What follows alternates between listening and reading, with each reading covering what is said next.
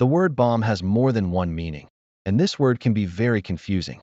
Let's make it simple. First, bomb as a noun in slang is often positive. When native speakers say that movie was the bomb, they mean it was amazing, very good, or awesome. Another example, this pizza is the bomb. They mean it tastes really, really good. So remember this part. Bomb as a noun in slang means something very good. Now let's talk about bomb as a verb. This meaning is usually negative. When someone says, I bombed the test, it means they did very badly. They failed. Another example, the presentation bombed. They mean it was not good. People did not like it. So this rule helps a lot. Bomb as a verb means bad result. Now, one more important meaning.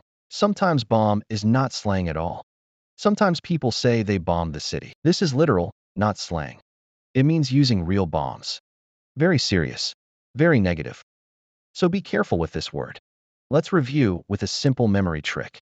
Bomb as a noun means boom, amazing. Bomb as a verb means boom, failure. Bomb in real life means something very serious, not slang. So context is everything.